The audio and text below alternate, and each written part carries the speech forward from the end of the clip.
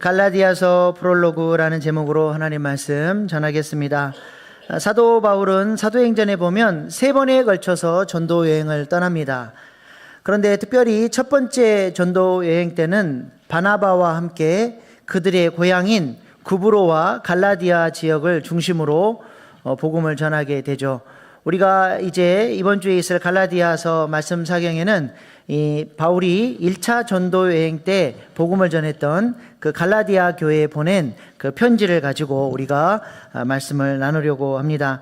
지도 보시면 저 빨간색 원이 갈라디아 지역이고요.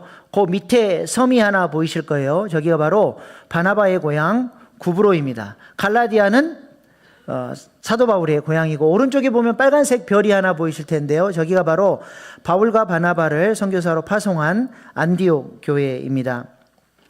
지도 보시면 아시겠지만 갈라디아 지역은 조그만한 소도시가 아니라 우리나라로 말하면 경상도나 전라도와 같은 큰 행정구역이죠. 3년간 사도 바울이 구브로와 갈라디아 지역을 중심으로 복음을 전했는데 정말 많은 위협들이 있었습니다. 강도의 위협, 또 유대인들의 핍박, 그래서 죽을 뻔한 적이 한두 번이 아니었고 여러 가지 고난들이 있었지만 그래도 하나님께서 이 갈라디아 지역에 은혜를 주셔서 많은 제자들이 일어나고 교회들을 세울 수 있었습니다. 그래서 사도행전 14장 21절 23절 말씀 보시면 복음을 그 성에 전하여 많은 사람을 제자로 삼고 루스드로와 이고니온과 안디옥, 요 안디옥은 그 시리아 안디옥이 아니에요. 그 파송한 안디옥 교회가 있는 안디옥이 아니라 갈라디아 지역에 있는 비시디아 안디옥을 말합니다. 돌아가서 제자들의 마음을 굳게 하여 이 믿음에 머물러 있으라 권하고 각 교회에서 장로들을 택하여 금식 기도하며 그들이 믿는 주께 그들을 위탁하고. 사도 바울은 이렇게 1차 전도 여행에서 많은 고난이 있었지만 그래도 하나님께서 이런 많은 열매들을 주셔서 제자들과 교회들이 많이 세워지게 됐습니다. 그런데 갈라디아 교회에 금방 위기가 찾아오고 문제가 생깁니다. 갈라디아서 1장 6절 말씀입니다. 시작.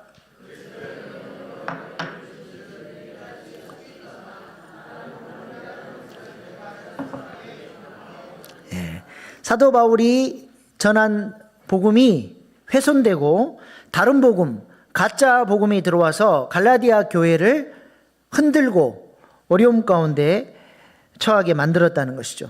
이렇게 된 이유는 사도 바울이 갈라디아 지역에 복음을 전하고 떠난 이후에 얼마 안 있다가 거짓 교사들이 들어와서 갈라디아 교회를 흔들고 미혹했기 때문입니다.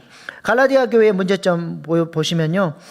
사도 바울은 믿음으로 은혜로 구원받는 이 은혜의 복음을 전했는데 거짓 교사들은 와서 다른 복음, 은혜가 아니라 율법의 행위로 우리가 우리의 힘으로 구원받고 의로워질 수 있다라고 하는 가짜 복음을 가르쳤다라고 하는 것입니다. 그래서 사도 바울은 갈라디아 교회 교인들에게 이러한 이 거짓 교사들에 대해서 여러 번 언급을 하죠. 1장 7절에 보면 거짓 교사들을 교란하는 어떤 사람들이라고 얘기하고 2장 4절에는 가만히 들어온 거짓 형제, 3장 1절에서는 꾀는 자, 또 5장 7절에서는 진리에 순종치 못하게 막는 자, 5장 9절은 적은 누룩과 같은 자들, 또 5장 10절은 요동하게 하는 자들, 5장 12절은 어지럽게 하는 자들, 이렇게 거짓 교사들에 대한 언급들을 많이 하고 이들의 특징에 대해서도 이야기를 해요.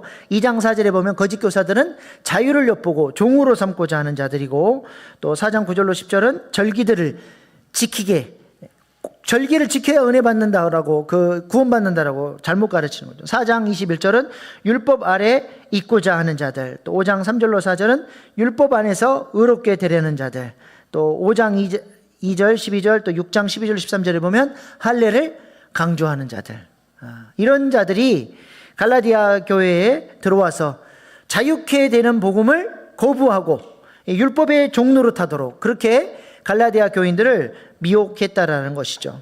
그리고 사도 바울이 전한 은혜의 복음을 가짜라고 하면서 이 메시지를 거짓으로 만들려면 이 메시지를 전한 메신저를 공격하는 게 중요하겠죠. 그래서 사도 바울은 사도도 아니고 예루살렘 교회의 정통 사도들로부터도 인정받지 못하는 그런 거짓 가짜 교사이니 사도 바울이 전한 복음을 다 버리라고 그렇게 이야기했던 것입니다. 그래서 사도 바울은 갈라디아 교회에 다시 편지를 써서 자신의 사도권 그리고 자신의 복음이 얼마나 부요하고 하나님부터 직접 받은 복음인지를 강조합니다. 그래서 1장, 2장에서는 자신이 예수님께로부터 직접 보냄받은 사도라고 하는 사실을 강조하고 자신이 전한 복음은 자신이 주님께로 직접 받은 복음임을 강조하죠. 그리고 3장, 4장에서는 구약의 말씀을 근거로 가지고 사도 바울이 전한 복음이 왜 진짜 복음인지를 변증하고 또 이 복음의 부요함, 이 복음의 능력을 강조합니다.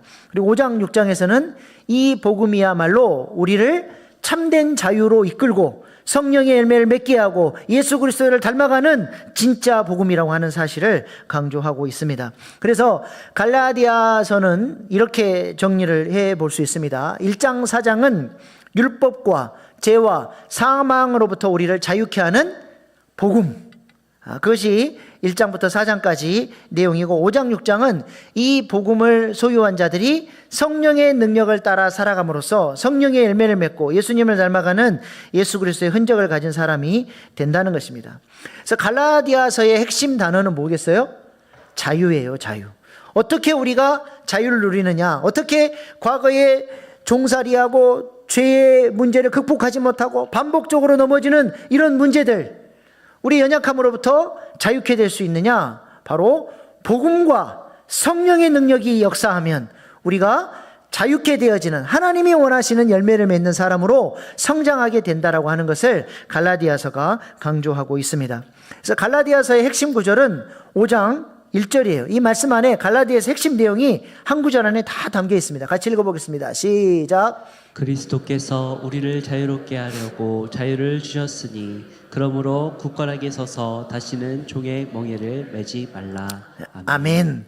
1장 4장에서 복음이신 예수님을 통해서 우리를 죄와 사망과 율법에서부터 우리를 자유케 해 주셨다는 거예요. 그러면 이제 그 자유케 된 복음을 소유한 자들은 성령을 따라서 이제는 더 이상 죄의 종노릇하는 율법의 종노릇하는 존재가 아니라 성령의 열매를 맺고 주님 기뻐하시는 삶을 살아낼 수 있다라고 하는 사실을 말씀하고 있습니다. 이번 말씀 사경회를 통해서 우리가 자유케 하는 복음의 능력을 관념이나 지식이 아니라 실제적으로 경험하고 그런 은혜의 사람, 복음의 사람 될 수 있기를 소망합니다. 오늘은 갈라디아서 전체 전체 지도를 잠깐 좀 살펴보도록 하겠습니다. 갈라디아서는 크게 세 부분으로 나눠집니다. 1장, 2장은 복음의 출발, 3장, 4장은 복음의 성숙, 5장, 6장은 복음의 완성입니다. 갈라디아서가 무엇을 얘기하는 책인 것 같습니까? 복음의 씨앗이 우리의 마음에 떨어지면 이 복음의 씨앗이 자라고 성숙하고 열매 맺어서 하나님이 기뻐하시는 사람으로 세워가게 하는 복음이 진짜 복음이라는 거예요. 그래서 갈라디아서를 보면 내가 지금 어느 위치에 와 있고 앞으로 어떻게 성장해 가야 되고 어떤 열매를 맺어야 하는지를 그 우리의 구원의 여정의 로드맵을 우리가 볼 수 있는 것이죠. 1장, 2장은 복음의 출발입니다. 복음이 우리 안에 계시되었다는 거예요. 복음의 역사가 시작됐다는 것입니다. 복음이 뭐예요? 복음이 그러면 복음이 무엇입니까? 누가복음 2장 10절로 11절 말씀 보세요. 천사가 이르되 무서워하지 말라. 보라 내가 온 백성에 미칠 큰 기쁨의 소식을 너희에게 전하노라. 오늘 다윗의 동네에 너희를 위하여 구주가 나셨으니 곧 그리스도 주시니라. 빨간색만 보세요. 큰 기쁨의 소식이 뭐라는 거예요? 복음이, 큰 복음이 곧 그리스도 주시니라. 복음은 예수 그리스도입니다. 로마서 1장 2절로 4절도 이렇게 얘기합니다. 이 복음은 하나님이 선지자를 통하여 그의 아들에 관하여 성경에 미리 약속하신 것이라. 그의 아들에 관하여 말하면 육신으로는 다윗의 혈통에서 나셨고 성결의 영으로는 죽은 자들 가운데서 부활하사 능력으로 하나님의 아들로 선포되셨으니 곧 우리 주 예수 그리스도시니라. 앞에 2절에 이 복음은 그 다음 곧 우리 주 예수 그리스도시니라. 복음이 뭐예요? 예수 그리스도가 복음이에요. 왜 예수님이 우리에게 복음이 되십니까? 복음이신 예수님을 만나면 죄와 사망의 지배 아래서 신음하며 율법의 저주 아래서 사망 가운데 심판받아 죽어야 될 우리를 건져주시고 살려주시고 하나님 자녀 삼아주시고 자유케 하는 삶을 살게 하기 때문에 예수님이 복음이 되신다는 거예요. 이것이 갈라디아서 1장 2장의 핵심 내용입니다. 우리에게 일방적으로 은혜로 찾아오셔서 자유케 하는 삶을 살게끔 역사해 주셨다는 것이죠. 두 번째로 3장 4장은 복음의 성숙입니다. 우리 안에 시작된 복음의 역사가 이제 자라고 성숙해서 맨날 당하고 넘어지고 반복적으로 죄짓고 비리비리하게 살아가는 그런 아들이 아니라 하나님 나라를 책임지는 하나님 나라의 상속자로 세워져야 한다는 거예요. 예수님이 이 땅에 계셨다면 하셨을 그 사역을 감당할 수 있는 능력 있는 아들, 하나님 나라를 책임질 수 있는 아들이 일어나야 된다는 거예요. 그래서 가정을 회복시키고 목장을 변화시키고 교회를 부흥시키는 주역들로 하나님이 우리를 쓰시겠다라고 하는 것입니다. 또한 우리가 아빠, 아버지로 하나님을 더욱 친밀하게 지성소 깊은 하나님의 영광 가운데 나아가서 하나님을 더욱 깊이 경험하는 자들로 하나님은 우리를 세우시기를 원하신다라고 하는 것입니다. 3장, 4장은 우리가 어떻게 성숙해져 가야 할 것인가, 우리의 삶의 모습은 어떠해야 되고 어떤 열매를 내어놓아야 할 것인가를 말씀합니다. 그 다음 마지막 5장, 6장은 복음의 완성입니다. 성령의 인도를 따라서 하나님 나라의 상속자로 세워지고 하나님을 아빠, 아버지로 만나는 사람들은 반드시 두 가지 열매를 맺게 된다는 것이 뭐예요? 내면으로는 성령의 열매, 사랑과 희락과 화평과 오래 참음과 자비와 양성과 충성과 온유와 절제와 같은 성령의 열매를 맺어서 그리스도의 편지가 되고 향기가 되는 거예요. 영향력을 끼치는 거예요. 그래서 그 작은 자가 천을 이루는 선십의 사역을 감당하는 사람이 되고, 성령의 부어주시는 사랑의 능력으로 사랑으로 종노릇하고 사랑으로 헌신하면서 예수님이 우리를 위해서 고난당하셨던 것처럼 나도 예수 그리스도의 흔적이 내 안에 새겨지는 왕같은 제사장으로 하나님 나라를 세워가는 킹십의 사역을 감당하는 자로 하나님이 우리를 세워 가시겠다는 것. 이것이 갈라디아서의 전체 핵심 내용이에요. 1장, 2장 복음의 출발, 3장, 4장 복음의 성숙, 5장, 6장 복음의 완성. 사무엘서 마태복음 구조도 하다가 6장밖에 안 되는 갈라디아서 하니까 그냥 한눈에 확 들어오시죠? 갈라디아서를 한눈에 보면서 우리가 이제 말씀 사경에서 말씀을 또 이제 각 권별로, 각 장별로 자세히 배울 수 있기를 소망합니다. 이 시간에는 잠깐 각 장의 핵심 내용만 좀 살펴보겠습니다. 1장은 하나님께서 교회를 핍박하고 해방하던 원수 같던 사도 바울, 하나님의 사랑을 받기에는 근거가 하나도 없는 그런 원수 같은 박해자 바울에게 하나님이 일방적으로 은혜로 찾아오셔서 아버지의 사랑을 부어주시고 복음을 계시해 주셨다는 것이죠. 하나님이 사도 바울에게 이 복음을 전할 때 기쁨으로 전했대요. 그 박해자, 하나님의 사랑을 받을 근거가 하나도 없는 사람에게 복음을 전하시면서 기쁨으로 전했다는 거예요. 하나님을 기쁘시게 하는 것이 뭐냐? 갈라디아 1장 16절 같이 읽겠습니다. 시작. 그의 이들을 이방에 전하기 위하여 그를 내 속에 나타내시기를 기뻐하셨을 때에 내가 곧 혈육과 의논하지 아니하고. 하나님은 무엇을 기뻐하십니까? 예수 그리스도가 죄와 사망의 지배 아래서 신음하며 심판받아야 될 어둠 가운데 있는 사람들에게 전해져서 그들이 하나님의 자녀가 될 때 하나님은 그것을 너무 기뻐하신다는 거예요. 그리고 예수 그리스도를 복음으로 받아들인 사람들이 이제는 그 복음을 또 다른 누군가에게 전할 때 예수 그리스도가 생명으로 전해질 때 하나님은 그 모습을 보시며 그렇게 기뻐하신다는 것입니다. 그래서 하나님은 바울을 왜 구원하셨다고 말씀합니까? 1장 16절 그의 아들을 이방에 전하기 위하여. 바울에게 하나님은 예수 그리스도를 기쁨으로 계시하셨고 또 바울이 그 복음 안에서 성장해서 이방에 그 복음을 전할 때 하나님은 너무너무 기뻐하셨다는 것입니다. 그러므로 하나님이 기뻐하시는 사람은 어떤 사람일까요?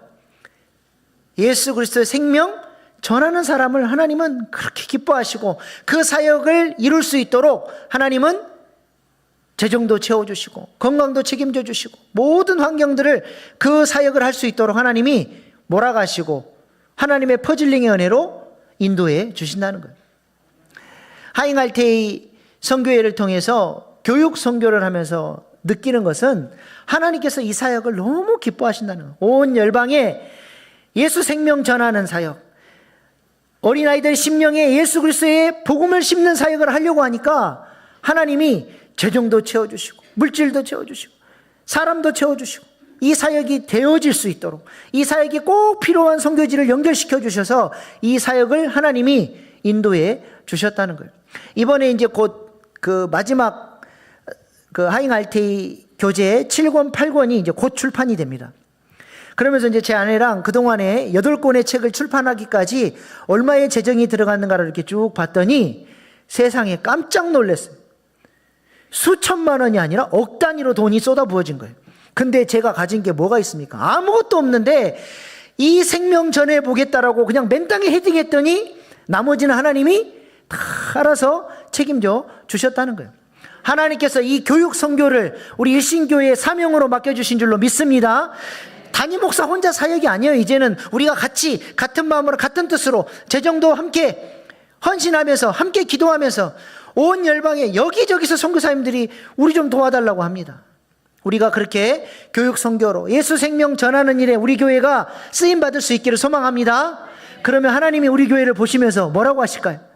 너무 기뻐하시는 거예요. 우리 각 가정에 이 사역을 감당할 수 있도록 하나님이 재정도 채워주시고 건강도 책임져 주시고 자녀들도 붙들어 주시고 하나님이 책임져 주시는 인생을 살아가는 우리 교회 될 수 있기를 소망합니다. 갈라디아서 1장은 바로 기쁨으로 예수의 생명, 복음이신 예수님이 전달되어지고 출발되어지는 이야기를 하는 것입니다. 그 다음 2장은 우리가 그 생명을 받았으면 이제는 내 힘으로 율법으로 살아가는 인생이 아니라 그리스도를 의지하는 인생, 그리스도가 나를 책임져 주시는 인생, 하나님의 자녀의 삶을 살아야 한다라고 이야기합니다. 오늘 본문 16절 말씀 시작. 율법으로 행위를 말미암음이 아니요 오직 예수 그리스도를 믿음으로 말미암는 줄 알므로 우리도 그리스도 예수를 믿나니 이는 우리가 율법의 행위로서가 아니고 그리스도를 믿음으로써 의롭다함을 얻으려 함이라. 율법의 행위로서는 의롭다함을 얻을 육체가 없느니라. 아멘. 여기서 말하는 율법의 행위는 내 힘으로 살 수 있다라고 믿는 걸 말하는 거예요. 구원도 율법을 지킴으로써 의로워질 수 있다라고 착각을 하는 것이죠. 그러나 타락한 죄인들은 절대로 율법의 613가지를 완벽하게 지킬 수 있는 사람은 없습니다.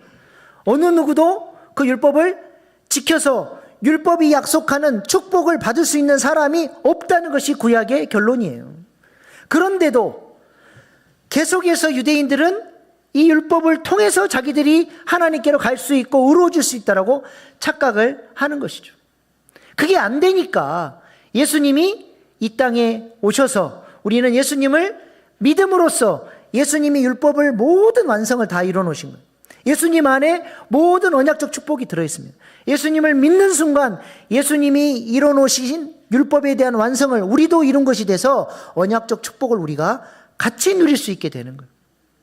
이 은혜를 주셨는데 갈라디아 교회 교인들이 이 놀라운 은혜는 버려버리고 자신의 힘으로 살겠다고 율법을 또 쫓아가니까 사도 바울이 갈라디아서에서 3번씩이나 막 화를 내요. 너무너무 답답하다는 거예요. 마치 이런 거와 같습니다.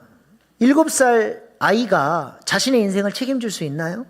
자기 혼자 밥해 먹고 이 추운 날씨에 자신의 몸을 보호하고 학교에 다니고 할 수 있습니까? 불가능해요. 그 아이에게는 그런 능력이 없습니다. 그 아이가 사람답게 살 수 있으려면, 보호받으려면 누군가 사랑하는 좋은 분들이 그 아이를 입양해주면 그 아이의 모든 생존의 문제는 그걸로 끝나버려요.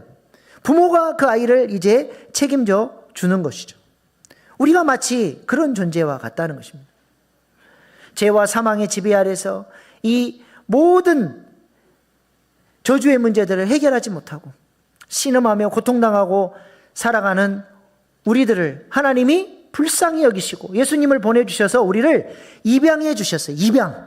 우리는 입양 그러면 별로 이렇게 감흥이 없는데 로마 시대 때는 입양, 양자는 친자와 똑같은 법적인 효력, 법적인 권리를 누리게 됩니다. 그래서 로마 황제 중에 네로 황제는 입양자예요. 친자가 아님에도 똑같은 법적인 효력을 누리면서 황제의 자리까지 올라갈 수 있었던 것이죠.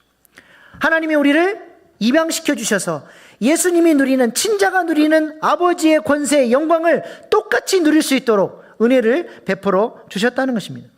그러므로 우리는 율법으로 살아가는 인생이 아니라 그리스도를 의지하며 살아가는 인생이 되어야 한다라고 2장에서 사도 바울은 강조하고 있는 것이죠. 그 다음 3장에서는 우리가 이제 은혜로 말미암아 하나님의 자녀가 됐고 하나님께 입양되었으면 그리스도 안에서 우리의 생명이 자라가야 한다라고 이야기를 합니다. 우리의 믿음이 성숙해야 된다는 것이죠. 신앙의 성숙이 무엇입니까?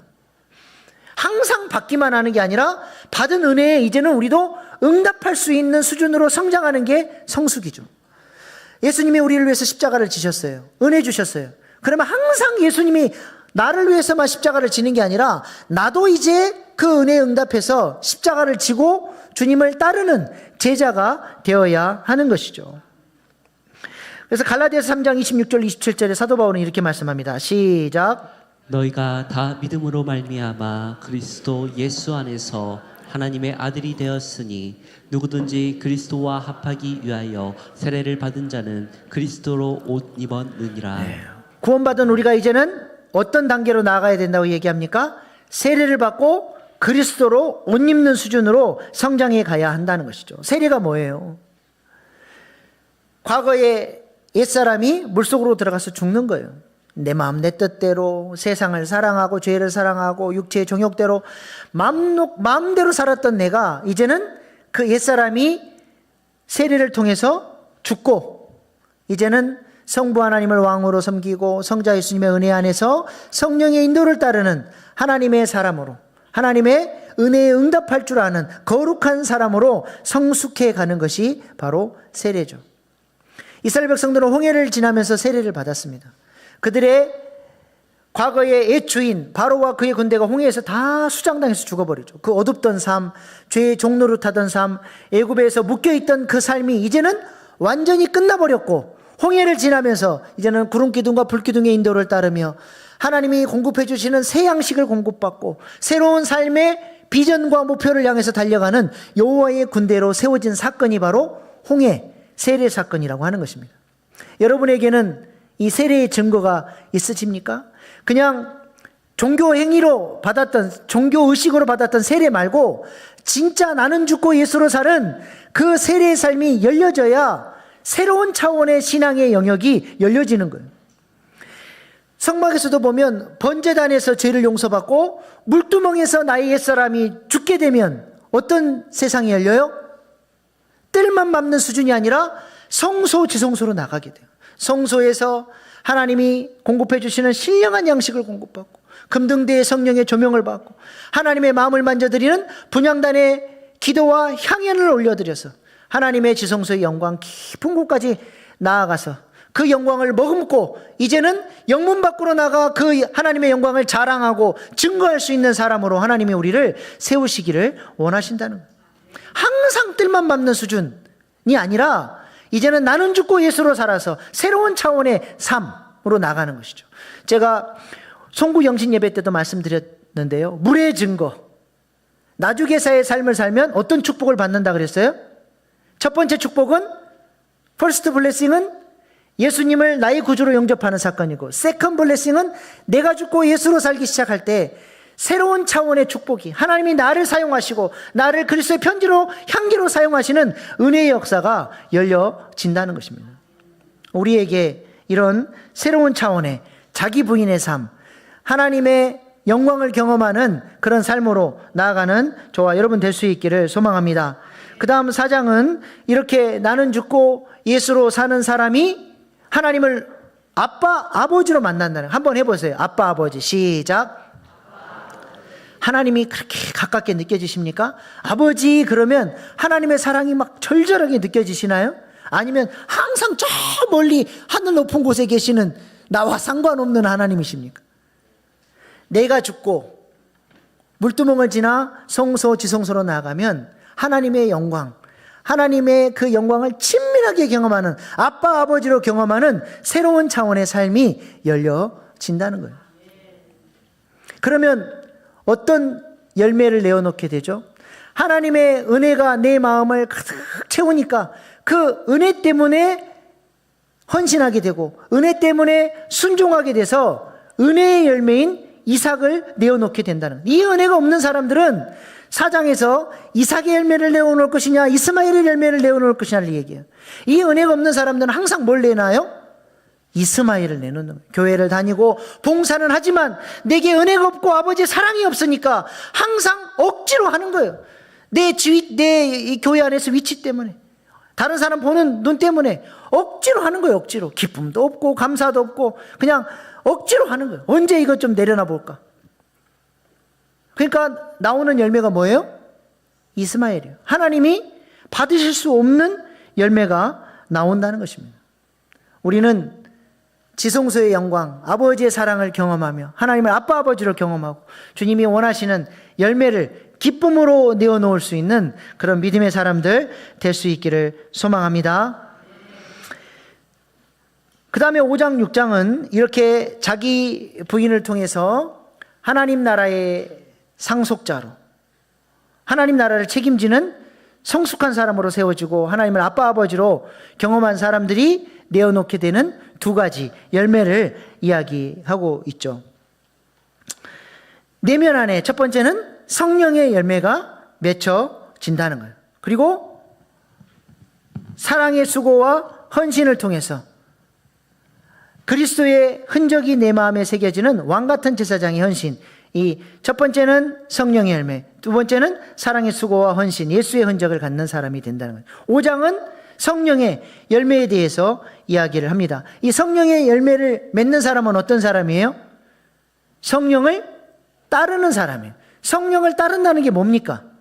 막 초자연적인 신비롭게 하나님의 음성이 들려지고 환상이 보이고 그냥 성령을 따르는 건가요? 성령을 따른다는 것은 뭐냐? 성령의 생각을 따르는 거예요. 오늘 우리가 예배하고 말씀을 듣고 찬양하고 할 때 내 마음 안에 일어나는 영적인 생각, 거룩한 생각, 주님 뜻대로 살고 싶고 나도 주님 뜻대로 성숙하고 싶고 나도 주님 뜻대로 자유제의 삶을 살고 싶다라고 하는 마음의 소원을 주셨다면 그 생각을 붙들고 따르는 사람이 바로 성령의 인도를 따르는 사람이라는 거예요. 그렇게 한 걸음 한 걸음 성령의 인도를 따라서 나아갈 때 우리 안에 성령의 열매가 맺혀지는 것입니다. 사랑과 희락과 화평과 이런 성령의 열매들은 그 신자의 내면 안에만 머무르지 않아요. 강력한 영향력을 갖추고 만나는 사람들에게 생수의 강물을 흘려보내고 치유의 열매를 주고 힘을 주고 그래서 많은 사람을 살려내는 일에 쓰임받는 그리스도의 편지로 향기로 그 작은 자가 천을 이루는 선십의 사람으로 하나님께서 그를 사용해 주신다는 것이죠. 그 다음 6장에서는 성령을 통해 보여주시는 사랑의 능력이 있어요. 내 힘으로 하는 게 아니에요. 그 사랑의 능력으로 낮은 자리로 나아가 서로 짐을 져주고 사랑으로 종노릇하면서 섬겨줄 때에 하나님 나라를 세워가는 그리스도의 흔적을 소유한 하나님 나라의 왕같은 제사장이 되는 것입니다. 영혼을 섬기는 일이 결코 쉬운 일이 아닙니다.